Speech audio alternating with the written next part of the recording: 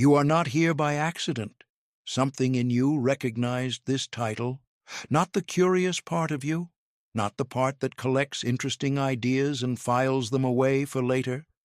Something older than that, the part of you that has always suspected, quietly, persistently, in the background of every well-adjusted day you have ever lived, that there is something in you that was never meant to be fixed.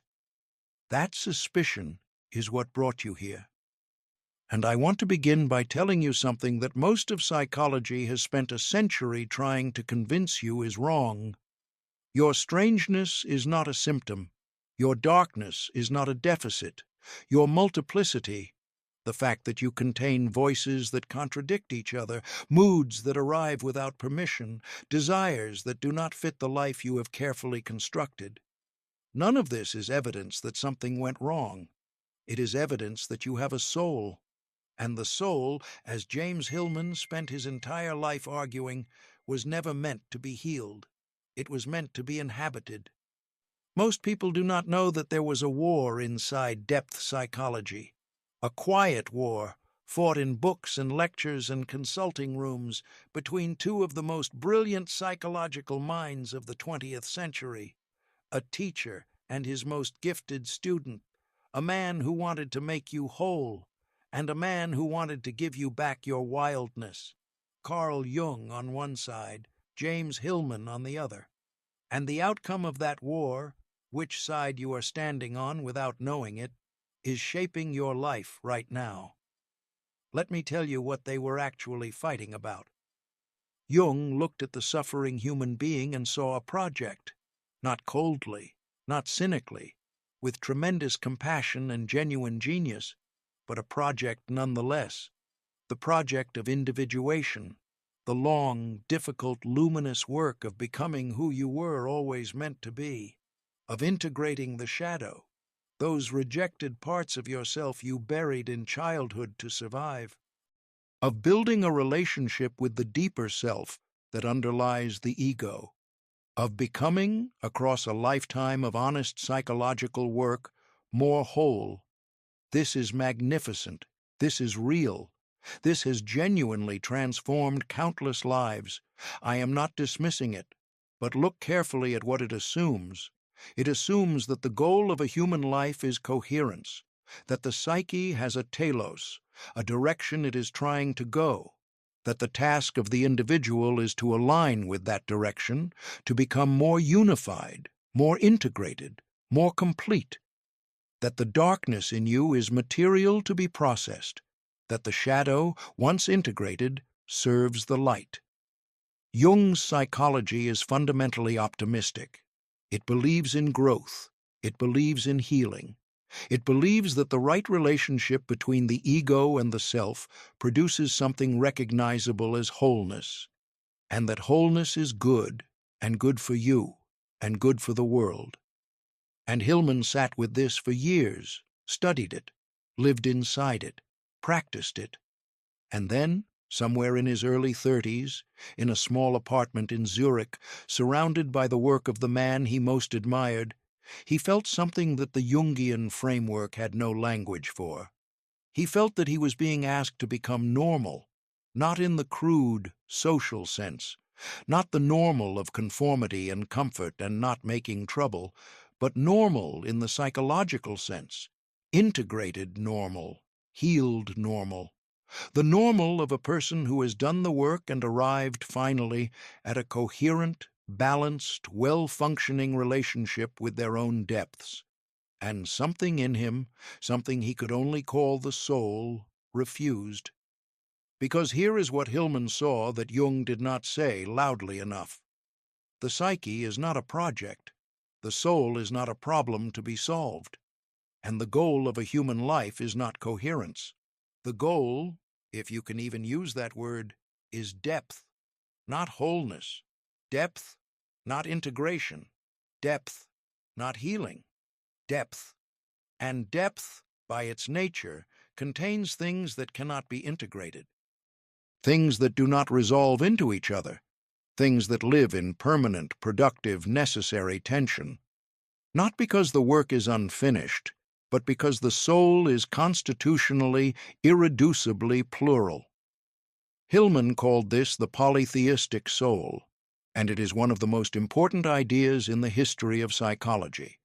The monotheistic imagination, which runs through most of Western thought, including, Hillman argued, Jung's psychology, assumes that health means unity. One self, one center, one narrative, one coherent identity that encompasses all the parts. The polytheistic imagination says there are many gods. There have always been many gods, and inside every human psyche, those gods are still alive, still demanding their due, still insisting on their territory, still refusing to be absorbed into the one story the ego wants to tell about itself. Your depression is not a malfunction of your unified self. It is Saturn, the ancient god of depth and melancholy and slow time, claiming his portion of your life.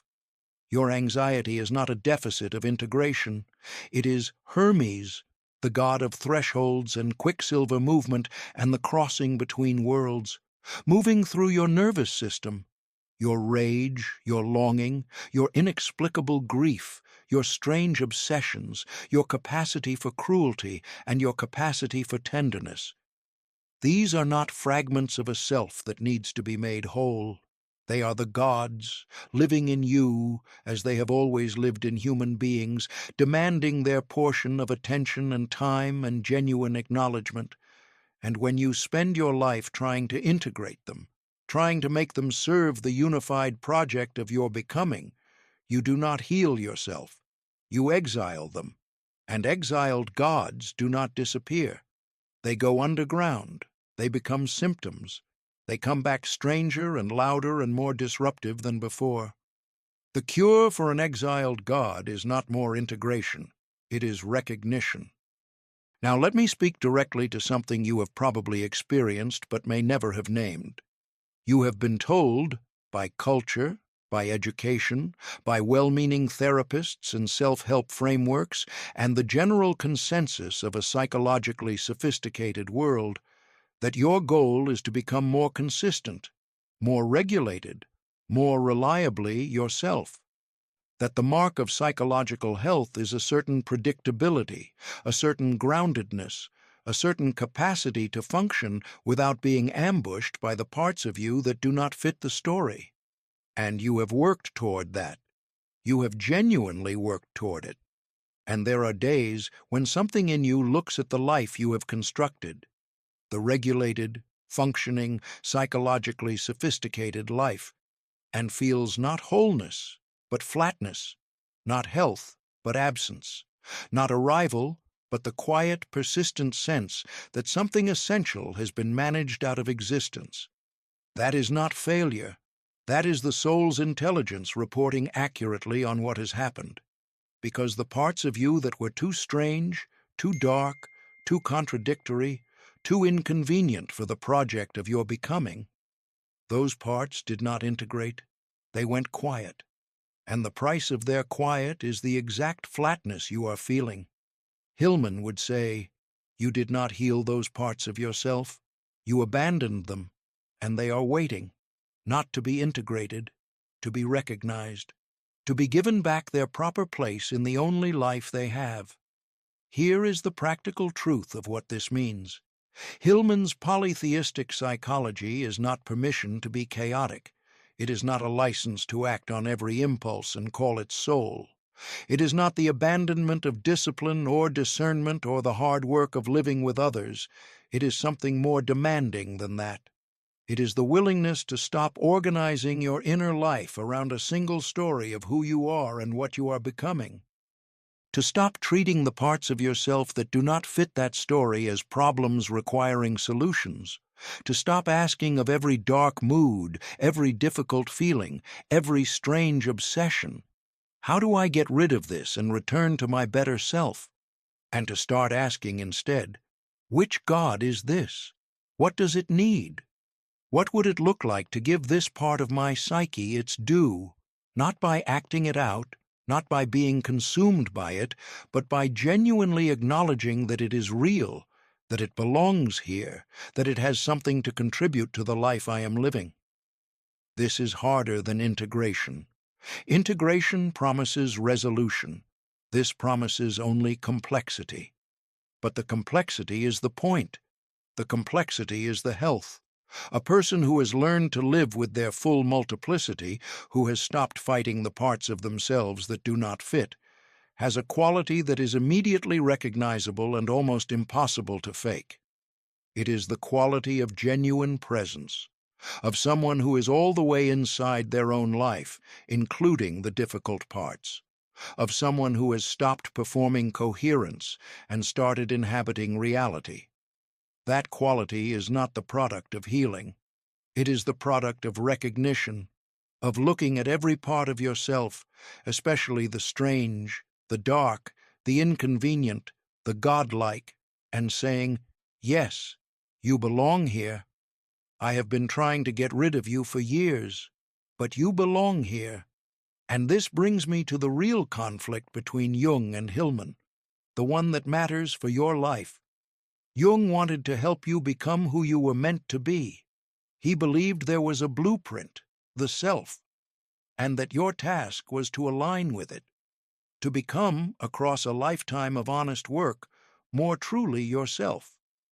Hillman wanted to return to you what the project of becoming had taken away. He did not believe in the blueprint. He believed in the image. Not the image of what you should become, the image of what you actually are, right now, in all your contradictory, unresolved, strangely beautiful multiplicity. Jung said, "The darkness in you is material for growth." Hillman said, "The darkness in you is a God who has been waiting for an invitation." Jung said, "Your goal is to become whole." Hillman said, "You were never not whole. You were simply not looking at all of yourself." Jung said, "Heal yourself, and you will find your place in the world." Hillman said, "Recognize yourself, all of yourself, and the world will finally have someone real to encounter." So let me ask you what I always ask at this point in the conversation. What part of yourself have you been trying to get rid of for longest? Not the part you are embarrassed about, not the part that needs behavioral change. I mean the deep part, the part that has been with you since childhood, the part that feels, somehow, essential, even as it is inconvenient, the part that keeps returning no matter how thoroughly you think you have resolved it. That part is not your problem. That part is your depth. And the question is not, how do I finally integrate it? The question is, what would my life look like if I stopped treating it as something to be overcome and started treating it as something to be heard?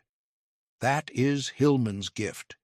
That is what he spent his life trying to give back to the people who had surrendered their strangeness in exchange for the hope of becoming normal. You do not need to be normal. You do not need to be whole. You do not need to be healed in the way that word is usually meant.